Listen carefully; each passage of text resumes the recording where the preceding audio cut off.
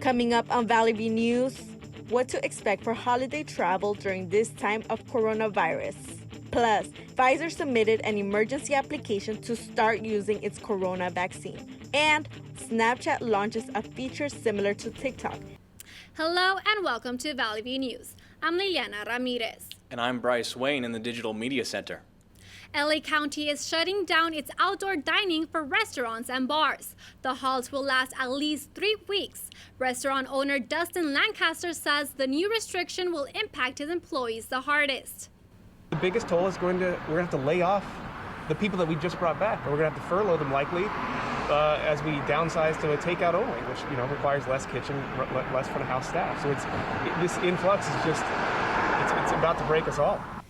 The decision was made after a surge of COVID-19 cases. The new cases average more than 4,000 over 5 days. If the 5-day average worsens to 4,500 cases, a safer-at-home order will be mandated for 3 weeks. Only emergency workers and people using essential services will be allowed to leave their homes. The county has more than 364,000 cases and more than 7,400 people have died. The San Fernando Recreation Park is home to the new walk-up COVID-19 testing super site. The site is located 4 miles from the drive-through site at the Hansen Dam. This is the 10th location in LA where residents can receive free testing whether they show symptoms or not. Up to 3,000 people will be able to get tested per day. The site will also distribute up to 500 flu vaccines. The testing site will be added to the county's rapid antigen testing pilot program that delivers COVID results to participants within minutes. Despite warnings from federal health officials, 2 million Americans were screened at airports last weekend. Infectious disease expert Dr. Anthony Fauci says he's worried about a potential surge in cases over the Thanksgiving gatherings. As we're getting into the colder season, particularly the situation with the holiday season where you see people traveling, you see the clips on TV, people's at airports. I mean, those are the things we've got to realize are going to get us into even more trouble than we're in right now. Airlines are emphasizing their sanitation protocols, but most aren't offering cash refunds for canceled flights. They'll offer vouchers instead. Valley View News asked people if the CDC's travel warnings are affecting their holiday gatherings. I wear this mask and I'm going to go where it's necessary. I don't really travel publicly if I can avoid it, and I practice social distancing. Well, it completely affects me because I do a lot of traveling. I use the train, I use public transportation. So without it, I'm pretty much stranded. With the holidays around the corner, people are trying to get food to celebrate with their loved ones. Our reporter Ryan Ketchum spoke to one person about how a local food bank is helping with badly needed resources. Packing bags and preparing Thanksgiving baskets for locals is a daily November duty for Moorpark Pantry Plus volunteers. Mother of 4, Deanna Robles, relies on the pantry during this tough time. For my babies, diapers, wipes, food. So that's important for me to come here. And this hard time for me. Robles says she has been going to the food pantry since she was 11 years old. After her husband passed away, she has been coming more often. She says it's nice to know they are willing to help. Right now I need a lot of things for my family because my husband passed away and Patty has a lot of things that I don't have. So right now I'm not working, so that's why I come here. Frequent donor to Moorpark Pantry Plus, Charlie Keith, says he helps in order to give back to anyone who needs assistance. He says it's very important to him, especially during this pandemic. There's so many people that are hurting and they really need help. So that's our way of trying to get them something to eat and make them feel a little bit better. As the coronavirus continues to spread, families like the Robleses find joy in local food pantries. Reporting from Moorpark for Valley View News, I'm Ryan Ketchum. Drug maker AstraZeneca just made the third COVID-19 vaccine that's shown effective against the virus. It's 70% effective. It may become the standard vaccine for the developing world. AstraZeneca reported no hospitalizations or serious side effects by those who received it. The company says it won't profit from the vaccine during the pandemic. It'll sell the vaccine to governments and international health groups for $2.50 a dose. The vaccine can be stored in a refrigerator, so it can be shipped around the world using the immunization's distribution networks. As U.S. coronavirus cases top 12 million, some Americans could get a vaccine as soon as December. Pharmaceutical maker Pfizer has a vaccine that requires 2 doses. It's 95% effective. The company says it'll produce 50 million doses at first. Pfizer applied for emergency authorization from the FDA to distribute the medicine. Pharmaceutical maker Moderna also has a vaccine that's 95% effective. The company expects approval for the vaccine in a few weeks. The FDA's Vaccine Advisory Committee meets December 10th to consider authorizing vaccines. The Impulse Music Company in Santa Clarita reopened during the pandemic. Valley View News reporter Emily Brubaker explains the challenge the store is facing. Santa Clarita's Impulse Music Company opened in August. To do so, it finished months' worth of renovation in just 30 days. The keyboards, the Pro Audio equipment. Social media manager Leire Bastarica explains their future plans. We are going to carry way more stuff, like we are still waiting for some things. Some things are taking longer than usual to arrive because COVID, so some of the factories are working slower. The company seeks to create a boutique experience. Selling instruments online, unlike selling other products, is challenging. Customers need to feel the instrument in order to find the perfect fit. But the actual experience of picking an instrument, being able to feel it for the first time, and knowing what you're getting your hands on is still a very, very intimate thing that we, as musicians, can't really grasp by buying things online. COVID-19 hurt many businesses this year, but it didn't stop Impulse Music from creating the experience they imagined for customers. Hockenberry named the store Impulse because loving music doesn't require much thinking. We have the definition of Impulse painted in the back of the studios. It's honestly probably one of the most harmless but satisfying impulses you can have because music is just such a great thing. Playing an instrument can be an outlet for many, especially during the pandemic. Staff at Impulse Music Company encourage everyone to learn. Reporting from Santa Clarita for Valley View News, I'm Emily Brubaker. President-elect Joe Biden is quickly filling his cabinet. He nominated Anthony Blinken to serve as Secretary of State. Biden revealed his first round of cabinet leaders last week. Blinken served as Deputy Secretary of State and Principal Deputy of National Security under the Obama administration. He also served as National Security Advisor for the then Vice President Biden. Blinken will be tasked with mending relationships with allies around the world, especially those often offended by President Trump. Biden also nominated Janet Yellen as the first woman to serve as Treasury Secretary. Also, Avril Haines is slated to be the first woman to head the U.S. intelligence services. Cuban-born Alejandro Mayorkas will head Homeland Security. Linda Thomas Greenfield will be the U.S. ambassador to the United Nations, and Jake Sullivan will become Biden's national security advisor. President Trump's campaign asked for a recount of nearly 5 million votes in Georgia. It'll be the third recount for Georgia. The president lost by 12,670 votes. If a candidate loses within 0.5 percentage points, they can ask for a recount. Georgia's voting manager, Gabriel Sterling, says there's no voter fraud. One of the things that's frustrating is this was a very successful election in our state. And this generalized, we don't like the outcome, we think there's a problem. I can get that to a degree, but we keep on going through these machinations and showing there's nothing here. A spokesperson for the Biden campaign says a third recount will again show the president-elect won. A Brazilian sanctuary where all the animals are treated with respect is home to more than 100 animals. Valley View News reporter Marcela Rosa spoke with Patricia Barella about how she takes care of the animals. Most people have never heard the word speciesism. This long word represents the act of placing higher moral or ethical value on one species over others. Patrícia Varela founded the Vale da Rainha Sanctuary, home to over 100 animals, on the belief that all living beings should be treated with respect. We'd like you to look at them and change your habits because of compassion, because of consciousness. Psychology can explain that once someone has a first-hand experience with farm animals, as happens in a sanctuary, it can help them to make the connection, as psychology professor Stephanie Wiernard explains. In many cases, an awakening occurs where they realize that these animals, cows, pigs, chickens, turkeys, and so forth, they have feelings. Many people call themselves animal lovers, but most times they only extend their love and care for pets.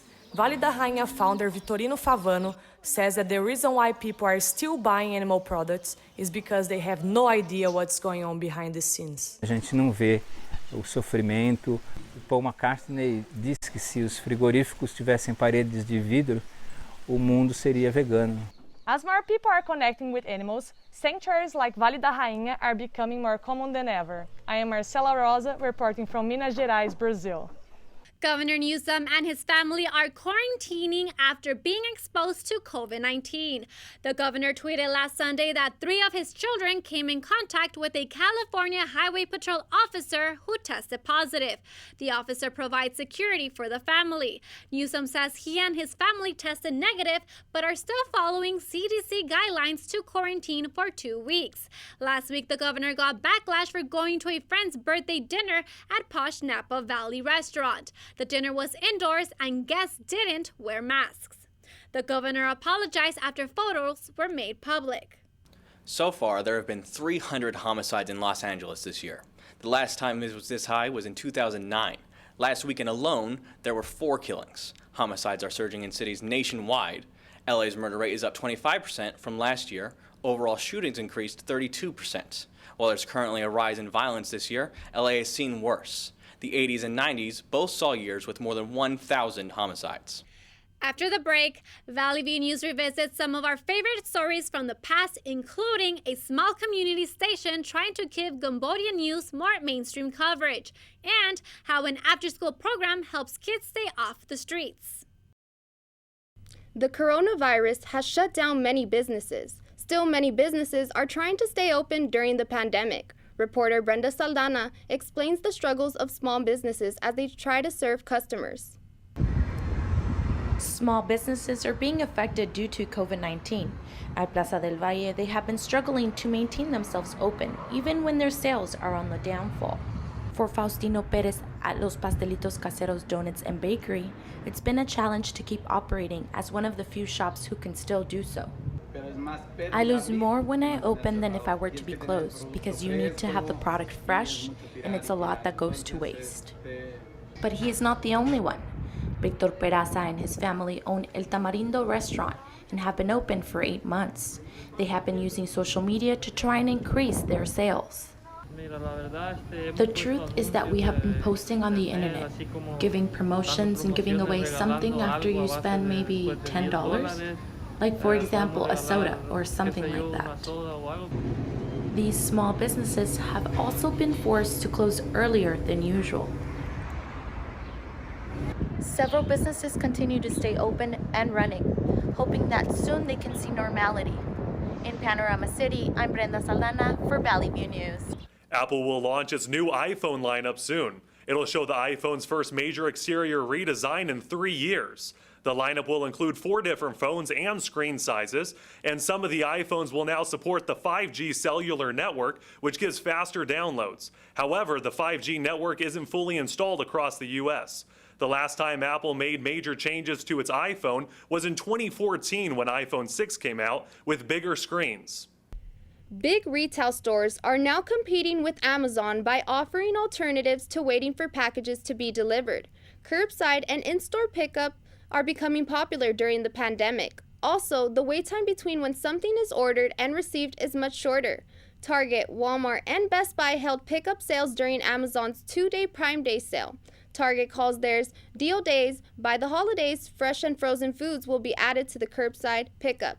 Walmart's Big Save event has thousands of general items and food for curbside pickup. Best Buy is offering Black Friday savings. Its online orders can be ready within the hour. The United States Postal Service is increasing prices in 2021. First-class mailing services will increase by 1.8%. Everything else will increase by 1.5%, but the cost of Forever stamps stays at 55 cents. The Postal Service has been under scrutiny since the appointment of Postmaster General Louis DeJoy. Price increases are a normal occurrence, but this year's increase is a little more than the inflation rate. The Postal Regulatory Commission still needs to approve increases. If approved, the increases take effect in January. Gym memberships across the U.S. have been affected by COVID-19. Yahaira Joaquin Flores has more on the story from one local gym. COVID-19 has affected public spaces in different ways. Physical trainers from Anytime Fitness in Chatsworth talk about what they do to keep an open gym. Putting signage to help members be aware of proper hand washing procedures as far as cleaning down equipment. This facility is well known to have the best cleanliness. Anytime Fitness in general with that franchise. Although they have increased hand sanitizing and disinfecting stations, half of their members haven't returned. It's been a wide variety of numbers because you also have people joining. They want to get that workout in. So I would say it's a 50-50. It's 50-50. People are canceling, again, financial burdens, and on the other side, it's people want to come here. The gym has become a lifestyle to many members, while others use their extra time as motivation to start working out. For me personally, I don't think it affected my motivation in a bad way, mainly because I'm training for a bodybuilding competition. I found myself just overeating and just being so lazy, but then I realized I should take this and turn it into like a positive. Let me just go ahead and get healthy and be fit. Study done by Run Repeat, a website that is driven by a community of runners, say that 71% of gym members across the U.S. have not returned. Reporting from Chatsworth, I'm Yahaira Joaquin. COVID-19 has forced the Los Angeles Chargers to have the biggest game reshuffling in the NFL. It happened after more positive COVID-19 tests on the New England Patriot players. As a result, the New England versus Denver game was postponed a second time. The Chargers don't have problems with positive tests, but their schedule was affected the most. Tennessee is currently dealing with the biggest COVID outbreak. More than 20 players and personnel tested positive. Dallas Cowboys quarterback Dak Prescott is likely out for the season. He suffered a devastating right ankle injury. His ankle was dislocated and he suffered a fracture. In the third quarter against the Giants, an emotional Prescott was carted off the field as teammates gave him support. Prescott had a successful surgery Sunday night and recovery is expected to be 4 to 6 months. He had topped the league in all passing categories before the injury. The Cowboys won the game and now sit at the top of their division. Dodger Stadium is hosting a drive-in viewing party for the National League Championship Series. Admission is $75 per car. Tickets must be purchased in advance at Dodger.com.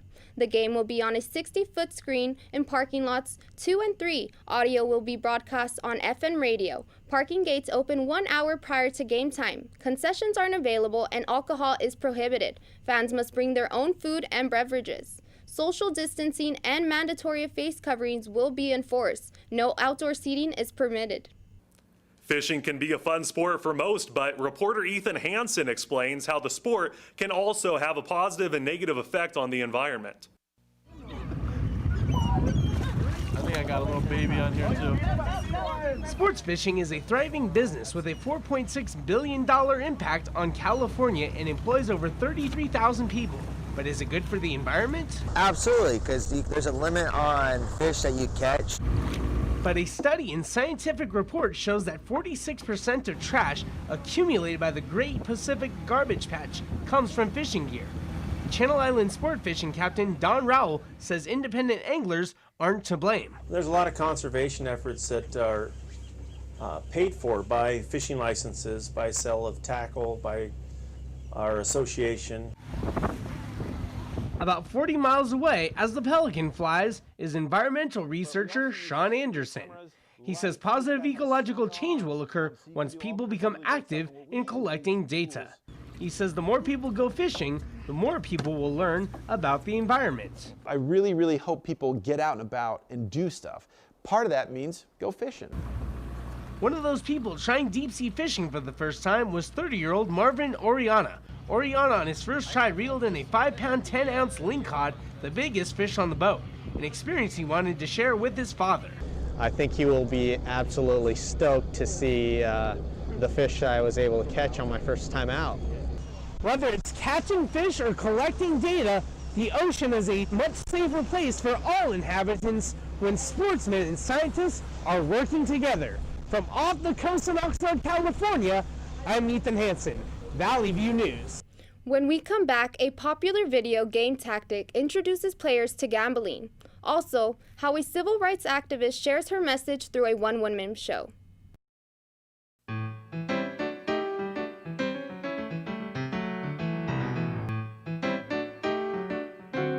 Welcome to On Point. I'm Amari Martin. One key value of the late NBA legend Kobe Bryant was his dedication to women's sports.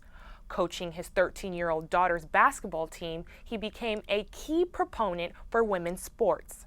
Some believe women's representation in sports is improving, but others believe there is more work to be done. Well, I definitely think it's gotten a lot better in the last 10 years. I think 10 years ago, when you watch SportsCenter at night, the WNBA had the last 30-second clip, and the rest of it was men, 95%. So I think it's getting better, but I still don't think it's equal. We got a lot of work to do to get women on the same pedestal that the men are on. So is the market there? Yes, women want to use their bodies. They want to have agency and autonomy. We're physical creatures. So this idea that nobody wants to watch that is a myth. I don't think it's about the market at all. I think that's a real cop-out in the culture to say nobody wants this. There's a market for everything. There's a market for the Kardashians. There's a market for the millions of women, talented women who want to play sports. On Point's Brittany Smith has more on that story. Thank you, Amari. Today I'm here with CSUN student Ariel Green, who's a former basketball player at Antelope Valley College. She's also a current DJ. And we're also here with Jocelyn Castillo. She's a senior at Cal State Long Beach, and she's also a former collegiate soccer player at West Los Angeles College, and she's also a coach at Windward School in Mar Vista. We also have Erica Wilson, who is a youth coach, mentor, and site coordinator for America Scores LA. She also works with an organization called Up to Us. She's a former All-American triathlete in track, volleyball, and baseball. Thank you, ladies. Thank you. Thank you. How do you feel the female body in sports is looked at? Because a lot of people say that women are hypersexualized, and that if you're not a beautiful woman, you'll have less marketing power, right, so to say. So how do you guys feel about that type of statement? The way that a lot of women are photographed and covered in the media, it's completely different, and it is more sexualized. I mean, across a lot of different advertisement campaigns for women in marketing, I feel like there's always a sexualized aspect or something lingering in it instead of just exploiting more of their talents. The female body and the male body are different in different ways. The physiology of female bodies is different. Still, we find in many sports that women play on the same regulations and the same rules as men, that sometimes don't accommodate their bodies, or sometimes it makes it more difficult for them to be as exciting or do some of the things that men can do. So we had an interview with LMU women's basketball coach Taja Edwards, and she had this to say about lowering the rim in basketball, women's basketball. I think we should lower it to 9.5 feet. It makes all the sense in the world. We would be able to score a lot better.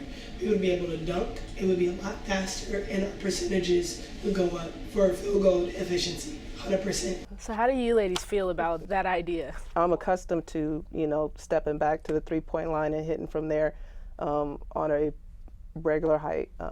Yeah, I can actually touch the backboard, so I'm comfortable with it. But you're pretty tall, so Yeah. let's say if the rim was 9.5 feet, how would you feel different if you were playing? I'm dunking every game. We could talk about this all day. For sure. But this was a great discussion. I really thank you guys for coming out and talking with me. All you ladies are really wonderful. Thank you for having us. Thank you for watching On Point. You can follow us on social media at CSUN On Point. You can hear us on KCSN 88.5 FM on Sunday mornings at 5:30. You can watch us on Santa Clarita Valley Television on Sunday at 5 and on LA 36 at 4 on Thursday afternoons. For On Point, I'm Amari Martin.